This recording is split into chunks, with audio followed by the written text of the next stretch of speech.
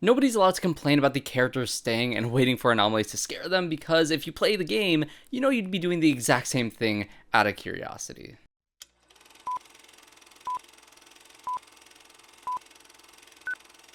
Hello everyone and welcome back to another video on the channel. Today we are reviewing Exit 8, directed by Genki Kawamura, starring Kazunari, Ninomiya, Yamato Kochi, Komatsu, and Naru Asanuma. This movie is an adaptation of the video game of the same name, following a man trapped in an infinitely looping subway passageway where anomalies loom around each corner. And I'll of course be getting to spoilers for Exit 8, so if you haven't had a chance to watch it just yet, definitely go check it out, especially if you enjoy the game or are a fan of the concept of liminal spaces. This movie is very Backrooms-esque, so if you're looking forward to that film, you'll love this one. So the first thing I want to get into with Exit 8 is how smart of an adaptation this film is. The Exit 8 game doesn't have a plot or real story. The rules of the game, and by association the movie, are simple. As you walk through this hallway, if you spot an anomaly, turn back immediately. If you don't spot an anomaly, don't turn back. Reach Exit 8 to win. If you fail to turn back, or turn back when there is no anomaly, you will have to start all over again. So how do you begin to adapt something like Exit 8, which thrives off of its concept alone? Well, the filmmakers took the idea of the game's need for the player to be observant, to not ignore the problems around you, and built character and themes off of that.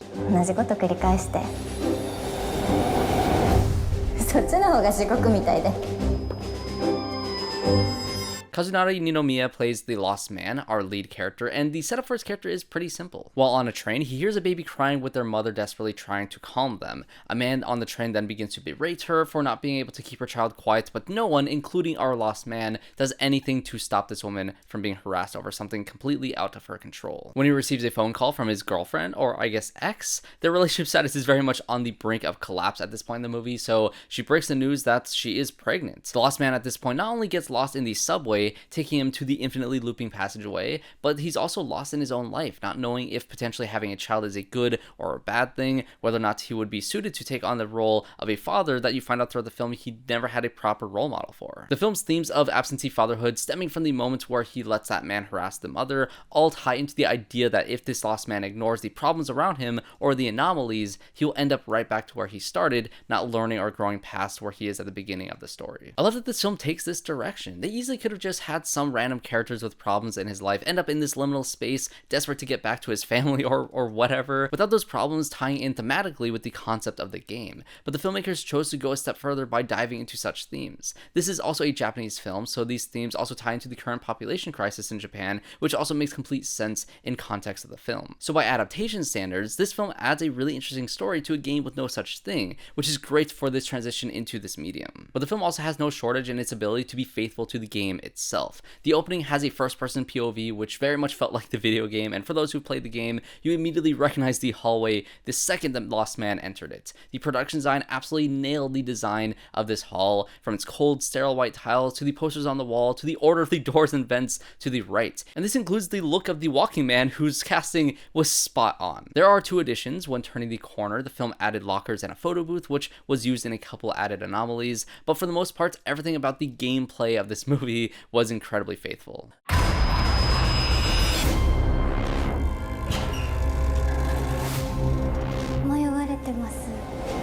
The anomalies themselves range from subtle to unsettling to outright intense. Some of the more subtle ones include the doorknob being at the center of the door, the backside of the concourse sign saying to turn back, or the lights being all crooked, all of which are featured inside of the game. The anomalies that help build the growing, unsettling feeling you get from this film include the eyes on the posters following the lost man, blood oozing from the ceiling tiles, one of the doors opening to see a void of darkness on the other side, and of course the walking man's terrifying smile, all of which are also featured inside of the game. And the more intense anomalies include the faux Exit 8 staircase, which I'll get into here in a second, the lights flickering out with the terrifying rat creatures scurrying around the hall, which was actually terrifying, and the tsunami, which are all featured inside of the game, minus the rat creatures. That one was new for the movie, I think. In terms of completely added anomalies and changes, you have the locker anomaly, where the lost man began to hear crying behind one of the doors. When he opens the locker, the cries grow to an unbearable degree with the look of horror on the lost man's face as he sees whatever is inside. The phone call anomaly felt like one of the more cruel ones, as he gets to hear his girlfriend's voice again after already being freaked out by his situation. He admits his fears about being a father and how him not helping the mother at the beginning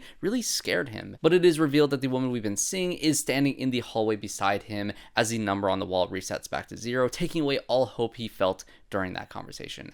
that one hurts. And one of the biggest changes the film makes is with the boy. When the lost man turns the corner to see the young boy standing in the middle of the hallway looking back towards him, he of course states that it is an anomaly, to which he turns around and walks away, which got me and my friends laughing at that point in the film. But the number resets, showing that the boy wasn't actually an anomaly, and that this boy is also lost in these halls. When asked if he was with somebody else, the boy then points over to the walking man, which leads us to...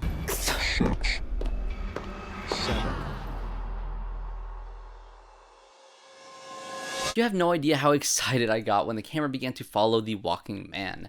I love when movies have a perspective shift, so I'm a sucker for stories just like this. The walking man up until this point had been pretty terrifying, and so the idea of humanizing him and giving a backstory to a character from the game that simply remained anonymous really got me intrigued. Before the boy ran into the lost man, he was being guided through the halls by the walking man, with a schoolgirl taking his place as a person slowly walking down the hall. This man was much more on the brink of collapse than what we've seen with the lost man. He was a lot more desperate, and his failure to see the door handle anomaly when the boy did definitely broke him. There was also another anomaly you see here where the schoolgirl breaks from her routine to stop and talk with the walking man about whether or not this place or this hallway was hell or purgatory, which gives some hints as to what this liminal space might be. Also, her eventual change in voice and return back to her unsettling nature that this movie had was terrifying. I love that. But what really interested me with this storyline was the faux exit 8 stairway, which is featured in the game as well. The walking man thinks he's found an exit while the boy tries to pull him back from the anomaly, but after he goes up the stairs, he then takes the place of the schoolgirl, becoming the anomaly that had been aimlessly walking down the halls,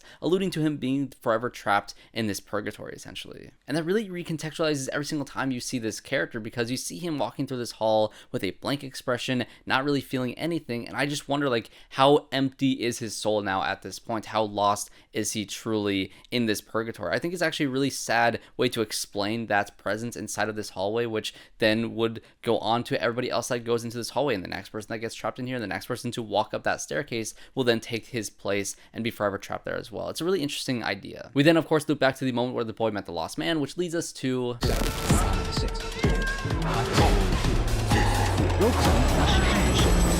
a movie like this needs to be forever evolving, or else it could become very repetitive very fast. And I think to a certain extent, this movie does feel repetitive, but that's almost by nature, I guess you can say. I can see some viewers getting bored of this movie throughout the film, but for me, the perspective shifts always happen at the most opportune times. The moment the story with the lost man began to feel a bit overlong, we shifted to the walking man, and when that story gave us some explanation as to what this place is and how it works, you move then back to the lost man, only this time, he gets to build rapport with the boy, which added a really sweet dynamic to this movie as well. And so I think the movie was always giving me more and more interesting things to grasp onto, and I feel like you can build a ton of theories based on the inclusion of this boy. His backstory is explained after he sees an anomaly of his mother standing in the middle of the hall, but the really intriguing part is that this woman is the same as the lost man's ex. My initial impression of this was that they are each seeing what this purgatory thinks will affect them the most. The lost man is seeing his ex, and the boy is seeing his mom, and for the audience, they are being represented by the same actress. Later on, when they have the beach vision during the flood sequence, the woman once again acts as both the boy's mother along with the lost man's ex simultaneously. But also like the potential theory that this boy is the lost man's future son. Maybe time works differently in this place, and someone can enter it at any point in time and end up in the same shared liminal space. The only thing that pulls me away from this theory is the kid's stated backstory. He says that he was at the train station with his mom when he got lost on purpose, so she'd have to go and find him.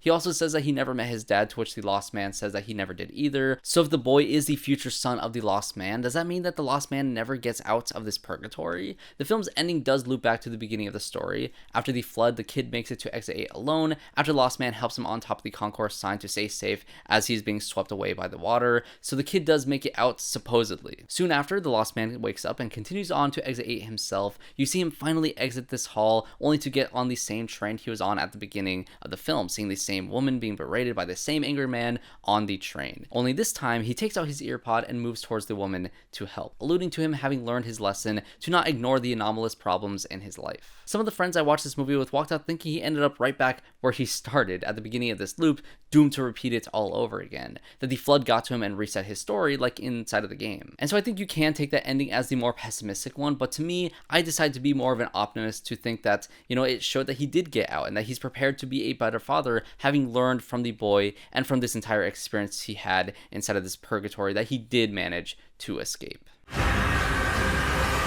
悪いことしたから出られないとかですかね。